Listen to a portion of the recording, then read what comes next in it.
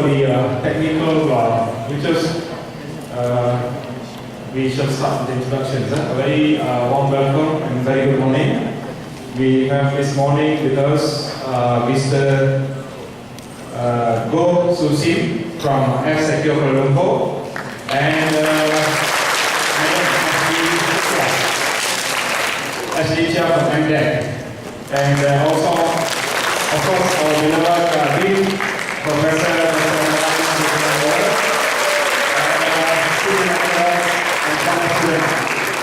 Thank you for coming for today's talk. It's going to be a very interesting talk from FCSIT by Mr. Go Susim. I just quickly read while he's getting ready. Mr. Go is a security advisor who represents FCSIT in the Asia Pacific region, where he is actively involved in activities that raise public awareness of the IT threat landscape.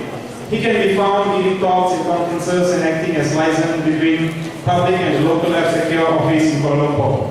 He stays on top of the latest IT security related news, blogs for the latest threats and attacks, or interesting findings from the FCSIT labs, and provide advisories to the general public and media should there be any virus outbreak. Prior to the advisory role, Sukim was the manager of the Threat Insight team at the FCSIT Response Labs in Kuala Lumpur. He led a team which handles files reputation, vulnerabilities, web reputations, and anti-phishing services to focus on proactive response in approaching upcoming issues in the threat landscape. The team employs preventive measures in ensuring that users are constantly protected and ensure that all of us are IT users. We have no reason not to be here today. Yeah? And with Mr. Go, some of my secondary students are here. What we study is just the theory, but today he will tell you the real nature of the IT threats. Maintaining clean files collection, responding to vulnerability issues, and conducting research on exploits. Sukim's past 12 years of IT security experience includes working for several companies in the United States of America in the area of IT system integration, IT security consulting, network and system design, penetration testing and assessment, and working at 24/7 Security Operations Center. Prior to returning to Malaysia, he lived in Hawaii, USA for 12 years. During his free times, he enjoyed the badminton, jungle trekking, camping, and photography. So this is his hobby. So maybe for Tara, you want to say a few words?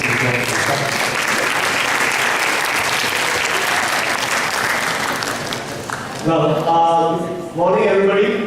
Right? Still morning, right?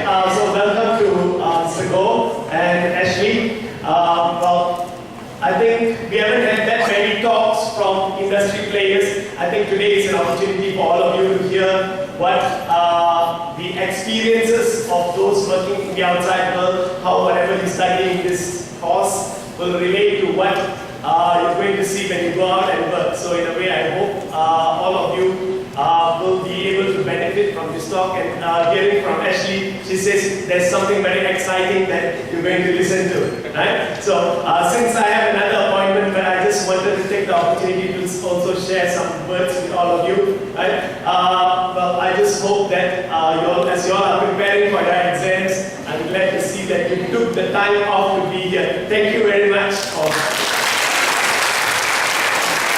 I also want to say thank you to Mr. Rajan for organizing this event, and Joe Halikul, Dr. Halikul for helping out with getting all the students here. Well, I know we have also our deputy dean, Dr. Shafili is there, Nazim, Haji Sharul, Jonathan, and Kami.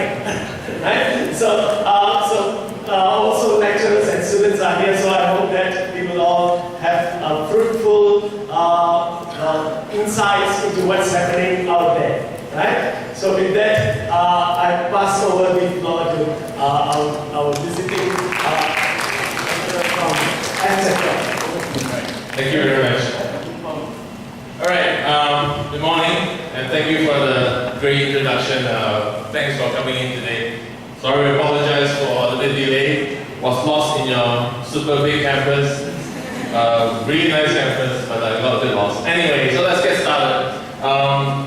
We should be done by 12, so I'll squeeze in as much as I can into my stories. As we have mentioned, we're going to discuss, I believe all of you are IT students here, right? And you definitely have an interest in security. So, without any further delay, I'm going to introduce myself real quick. I'm the security advisor for F-Secure Labs in Asia Pacific. So what I want to explain is what is F-Secure, right? Anything about F-Secure before I came in here today? No? It's okay, you know. We are not that famous out there, but F-Secure is primarily an antivirus company.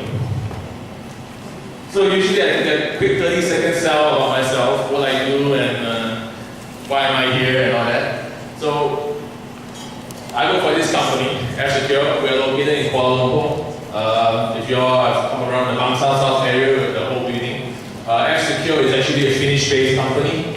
We have about 1,000 employees worldwide. In KL, we have 250 employees. So about 1/4 of the employees in F-Secure are in KL. We take care of work like help desk, customer services. One of the most important part is R&D. We do research development in KL, as well as the F-Secure Labs, where I am located. So the labs sounds like a very highly technical place, but what do we do in the labs? You know, all this virus stuff going on. So I'm going to explain a little bit to you what we do. That's my office, really cool looking place, you know, with auditorium style, looks like we're launching a rocket. But if you all have a chance ever, you know, we'll come by and make a few trips to KL, right? So we'll give you a nice grand tour of the F-Secure place. Yeah. Sometimes I call myself a technology evangelist. We push for safe internet. We push for, you know, how to put the hackers away and study their trails and try to be one step ahead of them. So that's why usually I go around giving talks like this, you know, to try to inspire you to be on the good side, not on the other side, even though we have the skills to do that. I have some pictures here. That's not me, by the way. These are pictures of, like, for example, this guy, Alfred Gonzalez, half naked, sitting on his chair in the Peninsula Hotel in New York, presidential shoot, about 10,000 a night. This guy, maybe a little bit older than you guys, 24, 25 years old. He has $10 million in his bank account from scratch. So how do we make all the money, right? So these are the guys who are actually stealing money through banking trojans.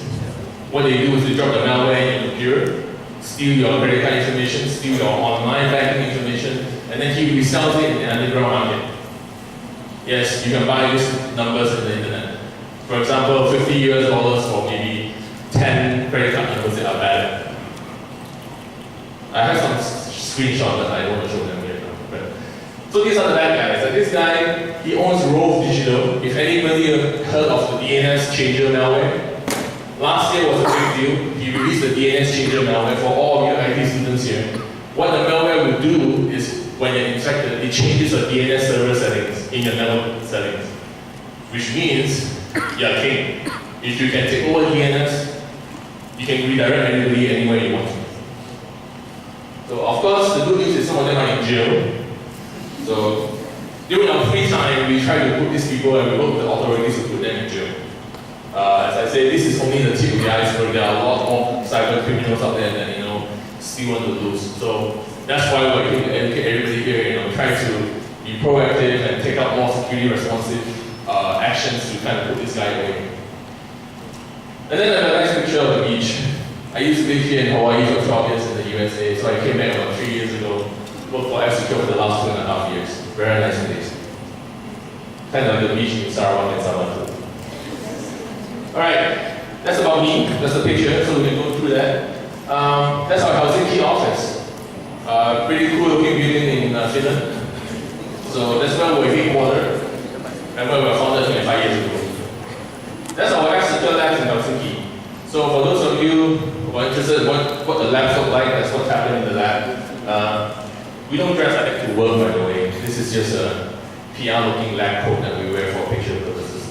This is actually my work clothes, right? We are super casual there, you know. So we have all this scowl and all this geek looking like t-shirts at work. And then we have our KL office that I showed you before. And that's my office, you know. People will sit in that way, and what they do is monitor all these viruses going on. So, let me give you a quick overview of what the labs do, alright? I keep mentioning the word labs. In the F-Secure Labs is where we actually collect all the viruses around the world, samples, and then we analyze them. After we analyze them, we reverse engineer the code and see what it does to your system. And then from then on, we create a signature to protect the computer. That's basically what the labs do in a nutshell. So for example, how do we do all this stuff, right? Any guesses how many samples we see in a day? Rough guess. I've heard thousands and hundreds and millions maybe. Okay, I'll give you the answer later. But we take samples through emails, very simple, from our product itself, through our antivirus, where we detect bad files, we take them in. And of course through DeepGuard, which is one of our behavioral engines. Today, antivirus is not only about signature protection. You need something that we call behavioral. So for example, this will actually look for applications that does things out of the ordinary. For example, we have an application that writes something to the registry that it shouldn't do. Then we detect it suspicious. And then we have a partnership with Virus Total. These are all places where there's a big repository of virus definition. We also work with our competitors. As interesting as it sounds like, you know, they say, does F-Secure hate Symantec and Cache and Kaspersky, all these guys, right? But actually, we share samples in the whole industry. Like whatever they found, they will share with us. Whatever we found, we share with them. Because many people ask, so you try to kill each other, right? I said, no, because we only have one enemy and that's a hacker. So that's why we have to work together to actually fight against a hacker. And hence, we always have this industry circle that we work with to share samples. We have spam traps for emails, and then we also have honeypots around the world. Anyone know what a honeypot is? Sounds familiar, right? What a honeypot is, we put honeypots out there around the world. It's a server we set up purposely to attract hackers to come hack it. Then we watch and report what they do. So it's kind of like watching the bad guy doing, you know, what technique they're using so we can get better at it.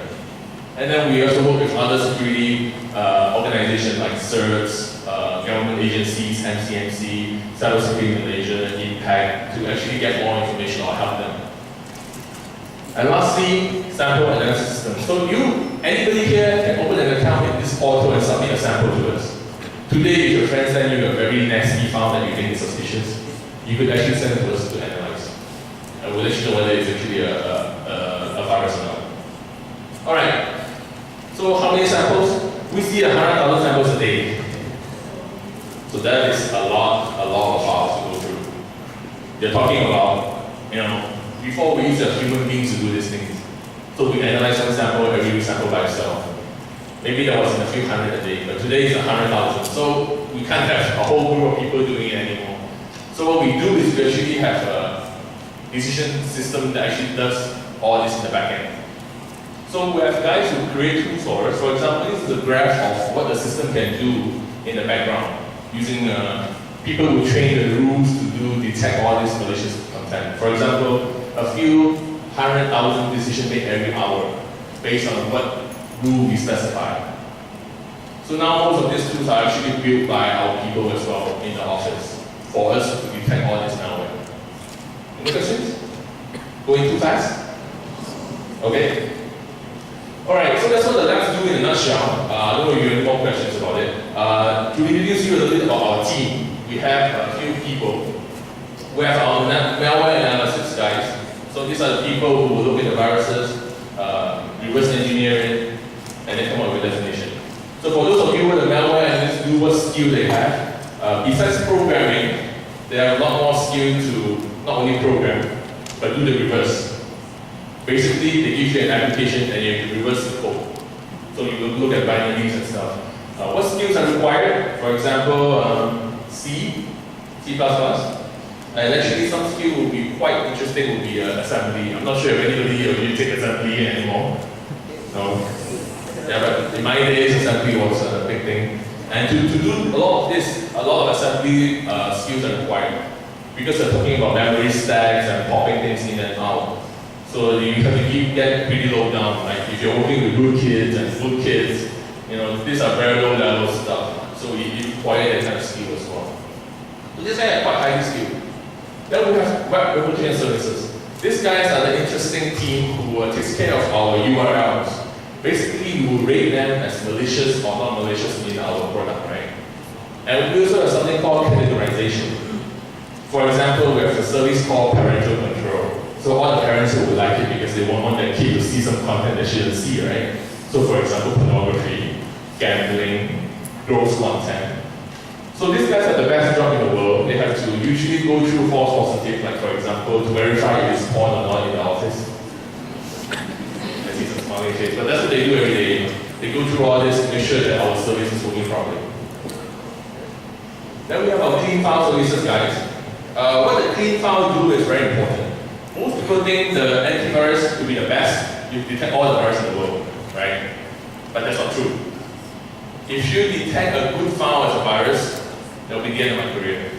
For example, imagine if F-Secure detects Explorer.exe as a virus and quarantine a DVD. Yeah, I can pack my bag and go home now and sell my cinema. So what we do is to assure that none of those things happen. What we do is to wipe this all the known Windows file known to man. 20 languages, all the versions of Windows 7, Windows 8, Windows XP. As well as popular programs, for example like Skype, all these messenger services. Then we have the coolest part, the threat hunters. That's like the exact title of the game card, they are threat hunters. What do they hunt? They hunt threats. Basically, they hunt for the virus. They look for where the virus samples are, they go underground, they go talk to people, and then they get all these sample for us to analyze. Very, very crucial job. Then we have technical writers and public relations guys. So the guys who create reports. We have a report, we publish a report twice a year. We have it online as well. Actually, I can show you a copy of how it looks like. I brought a few here for you guys. Yeah, well, right over there on my right. So it's a report that we create. It's actually great for students and academics who want to do research because we collect all this data in our backend. So I'll give you the link to the PDF version so we can save some trees. So these are the guys who make the team work, and I can see they're a nice bunch and fun. Alright, so that's my 10-minute pitch of the lab, what we do. But here today we're in for the big story, right? Like malware sponsored by states.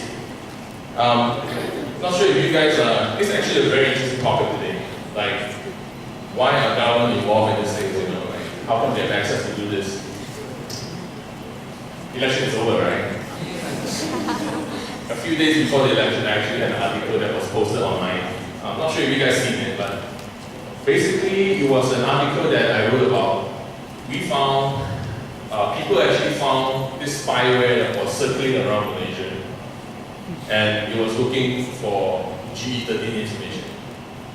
So this spyware is actually a spyware built by contractors who sell them to the government.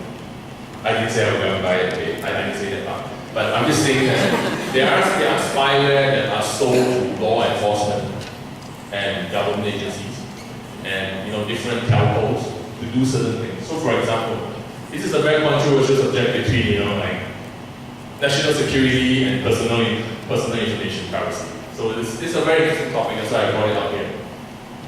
For example, if let's say this guy here, your name? Fazlan. So let's say he did something real bad, hypothetically, okay? And then the police are suspicious of this guy doing something. So think about it, is it fair for them to drop a spyware into his fancy computer over there and see what he does? See, it's a very controversial subject, right? Whether he's suspicious or is it worth spying on this guy or people to do something things like that. So that's why I brought up a big topic here. The nation states are actually driving this very heavily as well. Alright. Espionage is a big deal. Are we even in cyber war yet? People say, oh yeah, we're in cyber war this, cyber warfare that. To me, we're not there yet actually. Nobody we know of has been recorded dead after a cyber attack. Right? So technically not cyber war yet, but more like espionage. Alright, so what we have is a video showing Chinese here. So always, I don't know why people point to the Chinese for dropping all this virus. But this is actually a video that was a documentary that was done by the Chinese government about cybersecurity in the country and how they protect the people. But if you look at the screen over here, or just flash by, they were doing a DDoS, for all my Chinese friends there who can read, they're actually doing a DDoS attack on an IP. They accidentally recorded this that shouldn't record, an American IP. So they were DDoSing an American IP in the television. Then they took the video down, of course we have a copy of it. But that's just to say that nations are actually attacking each other and doing espionage using this technique. EADS, Dyson Crop, all these are companies, contractors in the US who have big projects, doing projects for the American military, targeted by the Chinese. Okay, so I don't want to blame the Chinese for everything in China. The Americans have a big part to play in this too. Operation Olympic was a big operation to gather information and disable a nuclear program in Iran. For those of you who heard of this thing called Stuxnet, Flame, something like that, these are all malware designed for targeting certain things by the government. For example, Stuxnet was created by the Americans and Israelis. What the motive was to disable nuclear production in Iran. In Iran, they actually pioneered one of the most high technological things to do. They could enrich uranium. You know what uranium is for, right? Not many countries in this world could enrich uranium, but they are able to do that. It was so good that they actually declared that enriched uranium day because they have pioneered the technology. So what the Americans did was they didn't want this technology to be going on, right? So they decided to slow down the production of the uranium. And how do they do that? They drop Stuxnet in their factories to delay the process. How do they do that? This is a nice, by the way, you can just Google these things, you know. I think it was spy, look, it says Bushnell nuclear power plant, auxiliary building, and all this stuff. So all stuff you can Google, by the way. And then people wonder why, you know, it's so easy to form this places. Alright, so this is actually how they produce uranium. This rod will spin so fast to enrich uranium. Basically, let's just say 100,000 RPM. Every one of this to enrich uranium. So what the spyware is capable of doing is it will make this thing spin at 300,000 RPM. So eventually it will fail and the machine breaks down. But then on the operator, when he looks at his computer, he says 100,000 RPM. And for a long time, they didn't know what happened to those things, right? It just failed and they couldn't produce enough uranium. So that's how a malware could do or damage, you know. Have you seen these things before? Well, at least you've seen the name Siemens before, right? They're a big company. This is something called programmable logic controllers, PLCs. Very popular in places used in the industry of manufacturing and utilities. They control heavy machineries like valves and stuff like that. And then to control them, we need a computer, right? To control this thing which translates to instructions to the machinery. These are some of the things that they do, like turbines in the Tenaga, you know, in the utilities. And guess what? Usually they have a computer running Windows XP powering it. Not surprising. So this thing will actually control having the Siemens software controlling the PLCs. Let me tell you a big story. A few years ago, I was in this factory in Thailand. We were doing an audit, and we found that they were still using Windows XP from 10 years ago unpatched.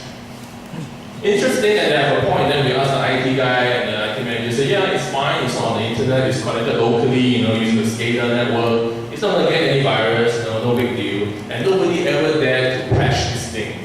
Because if they break it, it will stop the entire production line in the factory. You know, they run 24 hours a day. So people are scared to just, you know, if any broke, won't fix it, right? So if they break it, it's a big deal. So they leave it as it is. XP unpatched for 10 years. You know how bad that is? Shame on you. Because actually XP has a lot of vulnerabilities. It need to be really patched.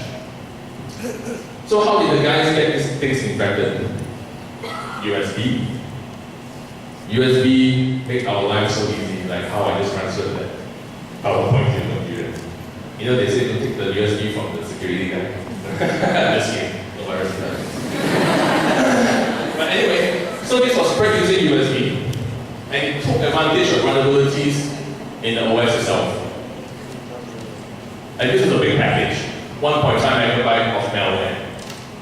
In our malware world, it's a big number compared to what we see every day. So we speculated at that time that this thing wasn't done by one guy. It's a team of hackers who's writing all this stuff. Pretty scary stuff. Any questions? No? And by the way, these guys, they actually stole the certificate to sign the file to the malware as well. You know that to install an application, you need to be, the driver, you need to sign that something. They stole from two companies. One is Realtek. And you know what they do? Double pass. Second one is JMac, all these Taiwanese companies. How did they get it? We don't want to say, we want to know. These things are not something that you walk in there and then you pick it up the certificate and walk out. Certificates are quite hard to get hold of. So that was FCSIT. It worked and it was a big deal. Of course, you're wondering, there are actually jobs that are hiring people to do this, like, vulnerability analysts, also government, one of the biggest contractors. Another one, they actually hire people to do this stuff. This exciting and fast-paced R&D project will plan, execute, and assess an offensive cyberspace operation mission. So you can work for the government and do this stuff. All right. So that's my sell on nation-state sponsored malware. Big topic today. Something if you're interested, go look more into it. We in FCSIT, we track this stuff because it's it gets scary when the thing looks at you. Okay, so that got your attention. So from nation state, the first motive is, nation state wanted to gain information. Secondly, it would be money. It's all about money. Alright, that's good. So why do people write viruses? When was the first virus ever detected? Anybody know? How many years ago?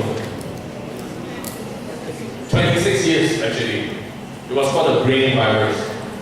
First done by the Pakistani brothers, and what they did was they developed it just to show that it's possible and just for fun.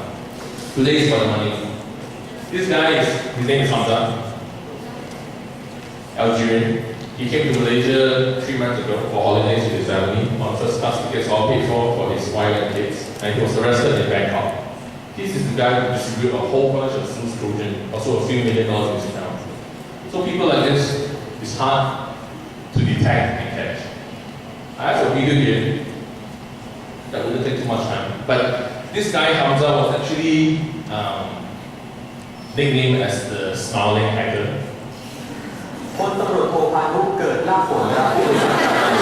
Obviously, I have no idea what this thing is talking about. Any time, literally guys. ถูกออกหมายจับในข้อหาผู้ร้ายข้ามแดนจากการโจรกรรมเข้าในสถานที่ทางการเมืองตำรวจจับกลุ่มผู้ต้องหารายนี้ได้ขณะที่กำลังเดินทางไปพักผ่อนกับครอบครัวที่ประเทศมาเลเซียครับแล้วบินมาเปลี่ยนเครื่องที่สวนสายการบินอีแอร์เวลาประมาณเที่ยงคืนกลางดึกที่ผ่านมาครับเพื่อเดินทางไปยังกรุงไคโรของประเทศอียิปต์ครับ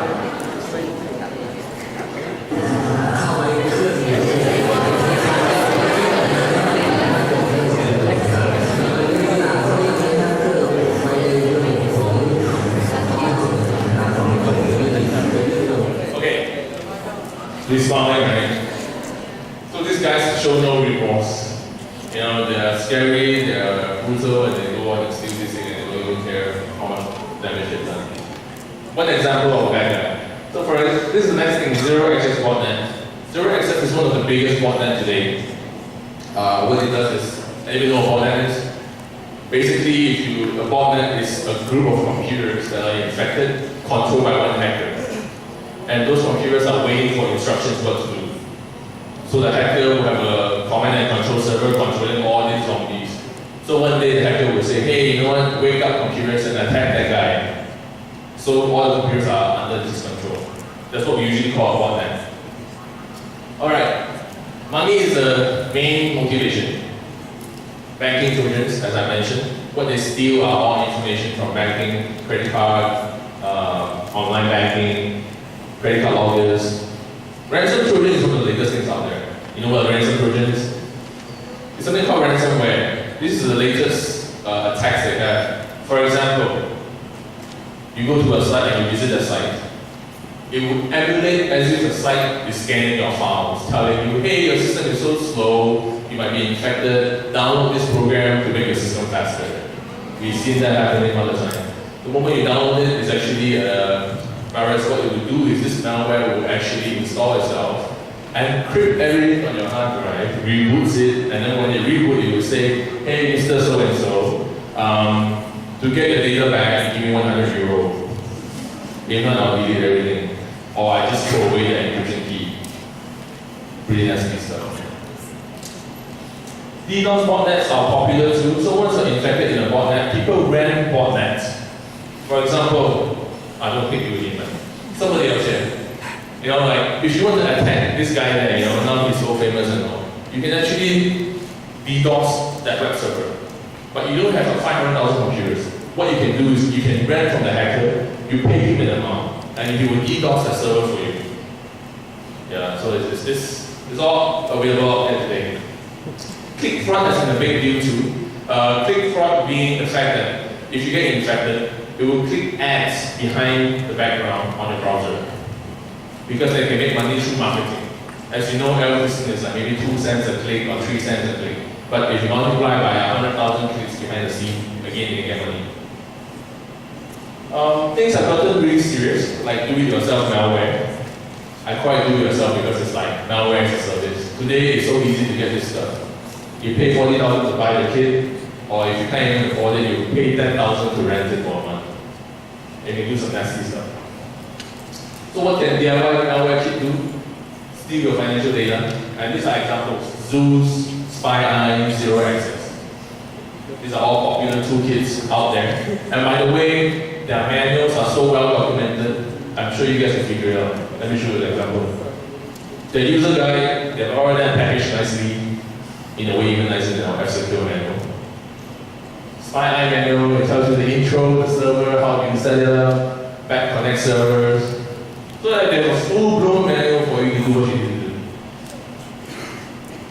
Alright, why do we care about that so much in Malaysia? So since we're doing this talk in Malaysia, I want to highlight a few things. For example, these are some of the stats we see in Malaysia. One of the biggest exploits we see in Java-based. I'm nothing against Oracle, but if you don't use Java, just disable it. Most of the time we think it's the OS that is actually the most vulnerable. That's quite not true. The OS, usually if it's patched, it's okay. Not the browser, but the problem is the plugins. I know most of you have plugins to watch your favorite movies online, you know, Flash and Adobe and Java. Those are the guys that are contributing to all these vulnerabilities because they are usually always less patched, you know, not taken care of, and people exploit that vulnerability. How do we compare around in Asia? If you look at it, Malaysia is actually not as high as Japan. Of course, Japan is high because I was there a few months ago. They have a lot of custom Java applications, which explains the high number of Java exports. China is a bit funny, right, at 16, but I'll get to that. These are world map, FCSIT world map. You can go to the site, worldmap3.fcsit.com. It shows a real-time infection around the world. So something interesting for you to see. But what we want to highlight is, every day when I look at this screen, the top 5 exploits that we detected are always Java. You can see the .A, .C, .B. These are all different variants of the initial Java viruses. So why is this happening? Browser plugging and patching issues. Alright, any questions about Java? No? I'm not saying it's bad. I'm just saying be cautious of using it. If you use it, update it. And I'm sure you've been prompted by the Java updater all the time, right? So don't ignore it, okay? Alright, next topic before I finish this up. The mobile threat landscape has been a big deal. Most of you have a mobile phone, I suppose. And nobody ever probably buys a 3300 Nokia mobile phone anymore. probably either Android based or iOS, right? So the world market today has about 2/3 are Android based. So the reason I brought this up is because this is the next the next battlefield for us. Android OS is actually the next battlefield for all the antivirus and the malware writers. Big area, big opportunity. If you have not seen today, the sales of smartphone is scary. You're talking about, a few hundred million every year. But this is the best part. We do tracking of all this malware created for the mobile security, mobile platform market. For example, Symbian, Windows Mobile, iOS, and Android. This is the scary part. In 2012, we have tracked every quarter from 47, 46, 49 new types of viruses for Android. This doesn't look like a lot, but can you imagine every 3 months, 50 new viruses comes out for Android? That's what's happening. So if you're using iOS, good for you, or Symbian. They are by now one of the most secure phones, just because nobody writes malware for them anymore.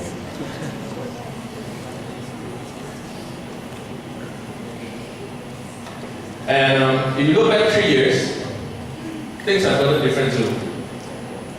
Every year we see an increase in new type of malware, from 80 to 195 to 301 last year. By the way, our mobile report will be released, I think sometime in 2 weeks for the last quarter, so it will be interesting information for you if you are interested. But look at Symbian, it has actually gone down quite a lot over the last few years. And look who took it up, Android from 11 to 6 to 7, 9%. So good news for Symbian. Unfortunately, it's a dying technology and a dying company like Nokia. Nokia is our neighboring company next to F-Secure in Helsinki. Alright. PC to mobile. Mobile malware are also built for profit. People ask, why do people actually write malware for your phone? Like, what is there to steal from your phone? Besides a few pictures, right? Our pictures could be valuable nowadays. Contacts and information like that. There's actually a lot more to steal. We have tracked that at least 70% of all mobile malware are profit motivated, which means they're there to steal money. How do they steal money from you? One good example is, anybody heard of something called premium content or premium SMS? These are very expensive SMS. Let me give you an example. Sometimes there are advertisements that say, text here to HSBC to win a new iPad, right? That text message pouring in. So what these guys would do is, the hacker will actually infect your phone and send like 5 SMS to these numbers that they set up in the backend account. So they actually have an account in the premium content, and when they text to this number, it's 4 ringgit each. So that's what they do about 20, 5 messages, that's 20 ringgit. So what will happen to you is at the end of the day, Maxis will send you a bill for like 1,000 ringgit, which you have to pay. And what happened is, Maxis will actually pay them for all this premium content. But they have no idea this is all fraud. So that's how you lose money. It's scary, yeah. Has it happened to Malaysia? Yes. Actually last year I worked on a case with the MCNC to try to put somebody in jail. This guy in Malaysia, he actually had a JavaScript that could, once infected, sends 5 SMSs, 4 ringgit each. So 20 ringgit if you get infected. Guess how many times it was clicked in 2 days? 100,000 times in 2 days. 100,000 times 20 ringgit. Quick math, 2 million. For 2 days of work, pretty good, right? So I'll just let you know how extreme these cases are, and you can happen.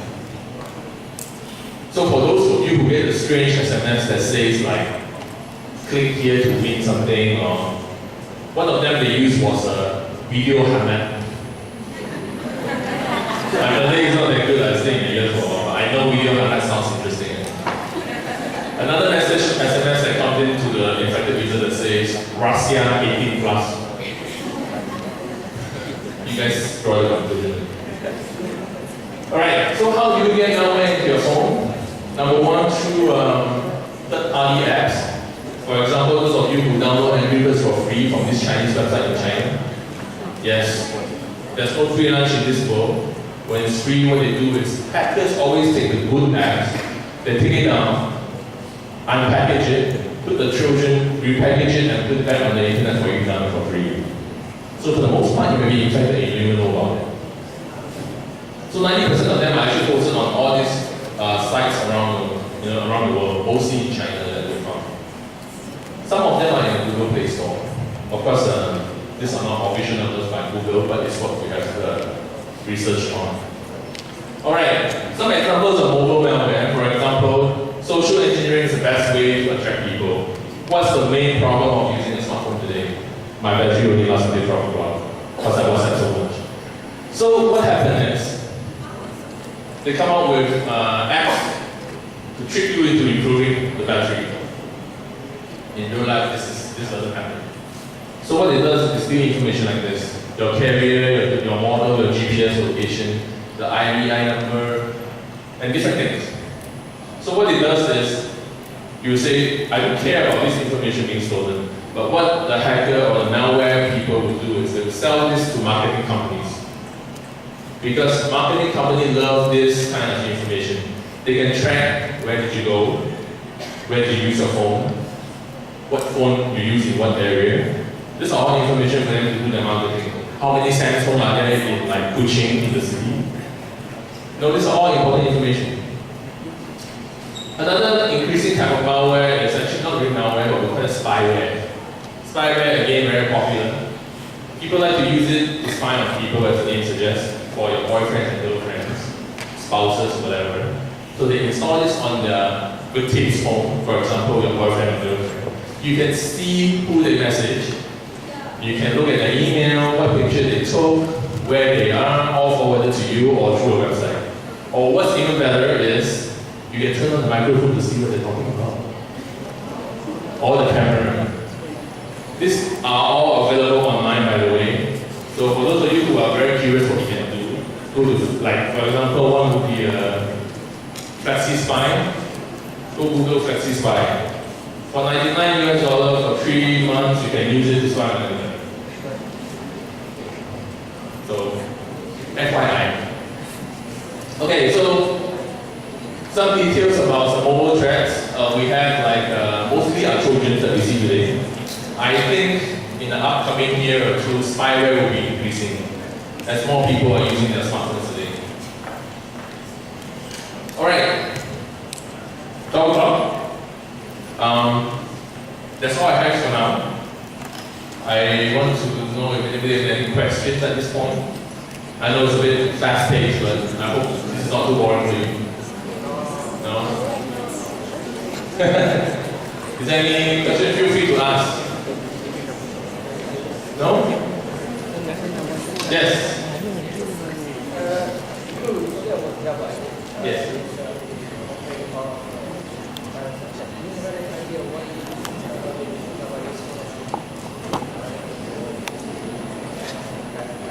Okay, so the question was, why is Java being used as one of the main things to target people? One reason is Java is multi-platform. The keyword today I'm going to use is for multi-platform. Today, a Java exploit will work on Windows, Mac, Android, Linux. So it's a new way of targeting, like why you only target one platform, right? When I can target everybody else. So that's one reason why. And Java applications are very popular today because they work on every single platform. That's the reason why. So doing cross-platform and multi-platform is very important now.